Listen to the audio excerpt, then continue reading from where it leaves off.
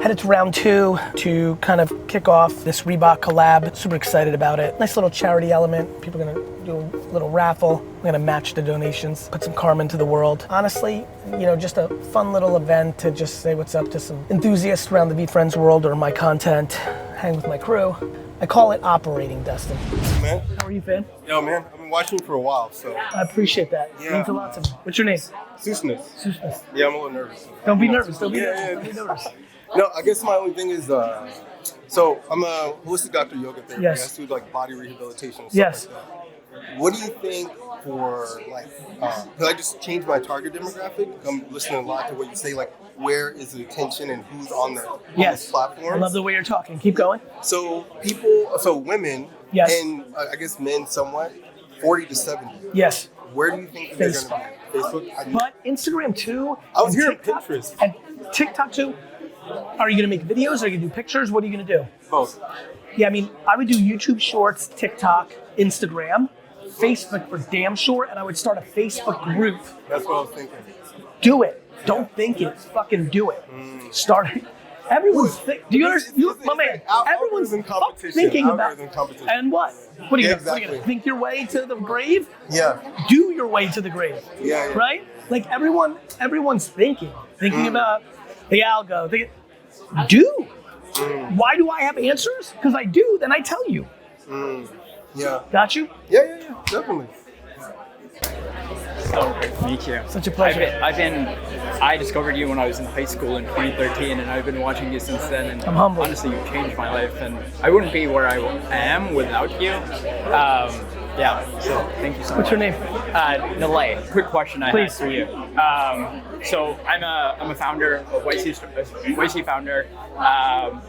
And you know, for the past 2 years, been working on stuff, trying to go from 0 to 1, trying to find product market fit, and it's been hard. And It's hard. We haven't found it, but we seem to be Most people don't. we seem to be turning a corner now. That's cool. right?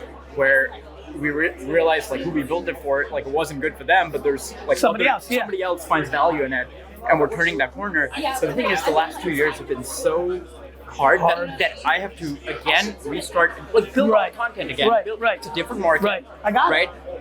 And I don't. You're not have sure? No, I don't have the energy that I get had it. 2 years I get ago. it. So you You get know? so you get a job. But I know I can make it work. Well, what do you want? Oh, of course I know want I can do a lot of things. But of course I want it. So it might just take a little longer because you need a little more work-life balance and you can't put those hours in. So Yeah. it might just take you a little longer to make it work than it Yeah. would have if you figured it out 2 years ago. But there's nothing wrong with that. Yeah, it's just that time is short, you know? No, it's not. Oh yeah, like our runway is short, we're short. You I know? see. Yeah. Got it. So if It it's means like I have to go now. You know what I mean? Like at the pace that I was at 2 years ago. and you don't have the stomach for it as much. It's not that I don't have the stomach for it. It's just like I'm more drained. I'm more burned. Well, that's called the stomach. Right. Sure. I get it. I get it. But here's the good news. All the outcomes are okay. Yeah. Like if you didn't go hard enough because you didn't have the stomach for it because you're drained, Yeah. and you ran out of money because the runway was short, Yeah. it's okay that you failed and went and got a job. Right. Yeah. No, I'm okay with that. I It's can just- sense. Yeah. I mean, but I'm trying to break it down for you because it's really important. Yeah. It's okay. Right. Okay. I understand you'd like it not to, Yeah. but it's okay. Right. Yeah. It's also okay to say, actually, you know what? I'm gonna fucking take this meditation 48-hour thing, get completely refreshed, and go hard for 2. It's all okay. Right. That's the part that I really want people to understand. It's just okay. Right. Like, because if you talk it through with me, if we had 2 hours, Yeah. what? Right. I would say, look, what am I gonna say? I'm gonna say, you should go hard. Yeah. But you still might not win. Right. You might not go hard, and in 7 years, you may regret that you didn't go hard. Right. But you're feeling the micro burnout or not as much energy as 2 years ago right now. Right. So that's real. Right. It is. Yeah. It just fucking is. And yeah, I mean, I know your content inside and out, and to me, so here's my question. Because Go ahead. I feel like I Yeah, haven't heard get this to much it. as Yeah, go ahead. is that, you know, a lot of your content is very focused on post-product market fit. It's more about distribution and pushing it out. what do you tell people from the 0 to 1 where it's like, look, there might not be demand for the thing you're doing? I would argue that a lot of my content touches on that. It's in the context of maybe you're not supposed to be an entrepreneur. Like product market fit has to do with talent of the founder. Right. Yeah, but the thing is like, so I mean, like the way I've always raise more capital? No, the way I've always thought about it is like, okay, right now in the building product phase, talking to customers, trying to build, iterate, and not in the build content phase. Is that the right way to think about it? Of course, but if you build, but to me it's both. Because if you've been building content, maybe you'd have VCs knocking on your door, looking to give you money right now, and you wouldn't be worrying about running out of runway. Right. So to me, content is always a good idea. Right. Even if you're like, just there's nothing. Content might have led to you getting a new employee. Right. Or a different partner. Right. Or somebody might have said something to you from a video that made the product market fit happen faster. Right. Content is oxygen. Don't let the money burn a hole in your pocket. You know the way people say money burns a hole in your pocket and they really mean you just want to buy some fresh gear? Actually, a lot of times it's in this scenario where you're like, what do I invest in? I want to do it proper. Don't force it. Yes. But keep looking for shit that excites you to get into. And do you like selling things? Yeah. Then find things to sell. If someone's lucky enough to like selling things, then they just keep having to find things that they like to sell. Sneakers wasn't a thing that people sold when I was a kid. Now it's fucking real. Sports cards, NFTs, clothes. It could be something left field, but find something you want to sell. I also did couches too, like you said. Yeah, it's real. Renting U-Hauls and everything. Yeah. People don't realize the free couches is real. Proud of you. I flew 9,000 miles to be in New York, where I started a company in Mauritius. Do you know the island? No. It's an island in the Indian Ocean, 1.5 hour flight from Madagascar. Amazing. One of the first blog posts that I wrote, this is how I discovered you in 2015. It's amazing. So, yeah. And I prepared 3 questions. You need to decide which one you are going to answer because you don't have a lot of time. Go ahead. Online marketing platforms allocation, digital marketing budget allocation, or business at scale? Business at scale. Business at scale. Okay, so what do you think the 3 most common mistakes of businesses who are trying to scale from $1 million or $5 million to $10 million? Lack of trust of their employees. Right. Believing that they want to take too much money out of the business. To go from 1 to 10, you have to, when you do 3 million, you still have to act like you're doing 300,000 personally. Yeah. You can't be buying all this shit. So taking too much money out, not trusting their employees, aka micromanaging. You can't get to 10 million if you're doing all the same shit. You gotta let people make mistakes. And number 3 really is only thinking about getting more business and not worrying about retention. Yeah. The next best customer you're gonna get is the one that you kept, that you already had. Oh, yeah. That. Makes sense. And by the way, this is going to be a TikTok and it's going to be my 118th 118. TikTok. Thank you so You're much. welcome. Good to see you. Nice to meet you, bro. So I'm a pre-med student Yes. in college. I'm not much of a business entrepreneur, but I have personal questions. Yes. So I'm 18. I'm in this time in my life where everything's a little shady and stuff like that. I keep overthinking about everything: relationship, friends, work, money, all that stuff. How do I turn down the volume, quiet the voices, and just really focus on everything? That all comes from the same place of insecurity, of not believing in yourself and or over worrying about what they think about you. Which one do you think it is? Real talk. I mean, both. Let's say, of course, they kind of work hand in hand, right? Do something that I don't like. My girlfriend might not like. Right. What if she breaks up? Well, let's play it out. What if she breaks up with you? You'll be sad. Yeah. You'll be sad. You like her. You love her, right? Yeah. You love her. And life continues, I guess. You're gonna find someone else you love. Yeah, but you can't. I don't think of that right now because I'm 18. I mean, There's no 18 excuse here. It's not about being 18. There's people at 18 that fucking change the world. There's people at 18 that take care of their entire family because their parents died. 18 isn't the problem. It's your natural DNA and perspective. You're letting fear dictate your actions. Everyone's scared. I'll flip it on you. The fact that you're 18 and mature enough to understand that fear and scared is real, that's a strength. That means you're halfway home. The other halfway is practicing losing. You gotta start doing shit that's scary and have it not work out so you can fucking taste it. Got it? You understand? Absolutely. Go do something scary. Go do something scary. Put yourself out there. You want a job in Web3? Yeah. You should apply to 500 jobs in Web3. Literally go to Google, search Web3 jobs, NFT jobs, blockchain jobs, enter. and literally apply to 500 jobs. Okay, and then do I have to worry about, because I'm still pretty new, right? So then it's like majority of they're all technical, or like they're all like... No, it runs the gamut. Like every NFT project needs PR, needs creative, needs project management, needs mods.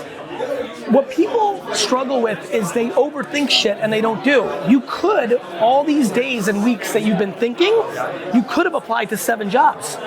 Now, maybe you're protecting yourself and you don't want to get rejected and you don't want your feelings hurt. Or maybe you're lazy, but really you're lazy because of that. Or maybe, who knows? What do you think? It's a bit of, maybe just a bit of being scared, you know? Yeah, of what? Them saying no? Sometimes. Yeah. I've tried applying, you know. How many times? Maybe like 5. 5. Good. So 495 more, then you can come back. I started my own business at 23. Wow. Very successful. Had 8 salons, hair, massage, everything. Good for you. My son is with me. He started his own business. We're bumping heads because he comes to me for advice, and I just know my way. Right. My You tell way, him. kind of. I tried. You tell him what you know, but he doesn't want to listen.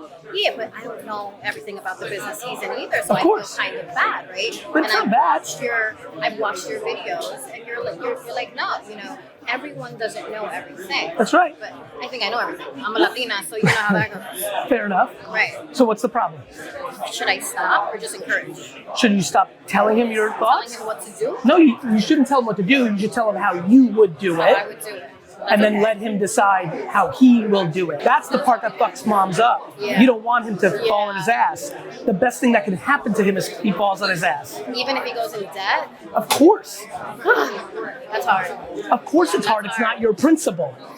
But if you let him go in debt, first of all, if you're telling him everything that he's doing wrong and he starts going into debt slowly, he's going to know that you were right. He's not going to go as deep into debt as you think. He can't be shitting on mom and that's wrong, but also asking for like going into like he's got to live. He's got to learn on his own. You definitely did. If you left at 12 and did your thing, you made a fucking ton of mistakes. Different. Of course. I had to survive. I get He it. has everything. You know what I mean? Of course I know what you mean, Yeah. which is why I'm telling you it's the flip of what you think.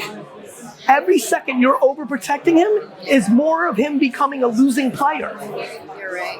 Debt is good for him. Yeah, because that's what he learns. He has no other option. What, are you going to overcoddle him to the grave? No. So he's going to end up being insecure because he's going to think his mom never believed in him. And then what 'cause happens when I'm wrong? and more importantly, he's going to end up being insecure because he is seeing through your actions that you're overcoddling him, thus meaning you don't think he can do it. He's better off losing than having a mom that doesn't think he can do it. Yeah. Losing is good. Yeah, you're right. You got it? Like just talking to your mom, having that context, like, what are you scared of? Failing? Not like, I guess like what people think almost. Of course. And it's also like lonely. Of course it's extremely lonely. It's real lonely out here for entrepreneurs. Couple things. One, you'll always lose in life if you overvalue them. It's a wrap. You're gonna have to start practicing getting, like you have to fight for that. You have to fight. You have to like really meditation, reading positive things in your ears, whatever the fuck it is. Exercise, I don't know what it is. You gotta practice having them judge you. You have to. Then it starts getting less lonely too, once you get over that first hump. What ends up happening is when you're not scared, you become more vulnerable and open, and more shit starts coming to you. When you're scared, you're blocking people, you're blocking energy, you're blocking. You're like, well, you don't want to talk to anybody. You're scared if they're gonna be like, you're a dork. You can't. Everyone's talking about crypto. Of course, you're like, I got a T-shirt, exactly. But I respect that more. You're doing. You're doing. You understand? Like, I fucking stocked shelves in a store for fucking 20 years of my life before I did anything. Wow is right. I've been following you for years now, and like I kind of took your advice around just go off and do it, stop watching me, and I finally feel like I've got this flow, and I know how to like navigate this reality, and it feels good. And it's great. And my question for you is, what are the 3 questions that you're most excited about answering in life and business right now? My framework doesn't work that way. The thing I'm most interested in answering is the question that the person wants me to answer. How do you connect with that?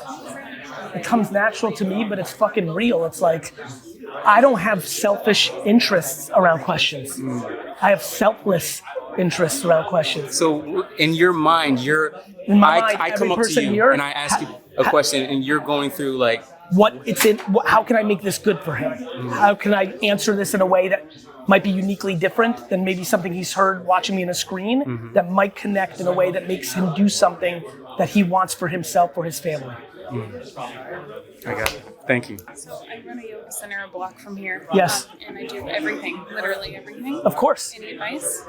The front, the back, the behind. I get it. I mean, I didn't fully go there when I first started, but I was almost there. Is it bothering you right now? Little. Can you afford to hire an entry-level employee to do the shit that you most hate doing? No, but I could work on making more money to, Can you charge more for your service? Yeah, slowly. I know you can. So that's the answer. By you having the courage to walk one block over and changing the price from 80 an hour to 120, you can then hire that person to do the things that you don't want to do, the smaller things, which immediately makes it more sustainable. It's the fear of raising the price that kills solo entrepreneurs. And her competitors are not real competitors even. You can see somebody cutting hair and you cut hair. Somebody doing yoga and you do yoga. Somebody being a barber and you do a barber. But it's not a competitor because you're uniquely you, and whoever likes doing it with you likes doing it with you. That's true. There is no fucking competitor. We have the juice. The competitor is your fucking head telling you shit that's not true. Like, I can't, who am I to raise it $20? That person that I think is doing a good job is $10 less. That's who's fucking you up. That's your competitor. But people always think they're like hard on themselves because other people say it to them. Yes. But I don't really get that. Like most people, you're hard on your own self. Good, and I really don't get hate or anything from the music I make and stuff. It's almost like maybe I feel like they're just not truthful. But for some reason, they're trying to be nice. Hard on myself. Yeah, of course. Yeah. But that's other people's voices. What most people understand is their voice talking to themselves was a voice they took from others along the way and made it theirs. The reason I believe in everything is because my mom's voice was the only voice I listened to, and she told me all along the way that I could. So I just am that voice. You need to realize that's true, that it's fake that you don't believe in yourself. That the voice that's saying to you, you're not as good as they're saying, that's a lie. It's a lie. Your head, your voice does think you can do it. The voice you're listening to was the one that was implanted from 0 to 7, or at 4 or 2 and 9, you know? Maybe from your parents, maybe from some other direction, but it's not true. Yeah. Thank you. You're welcome, Blake.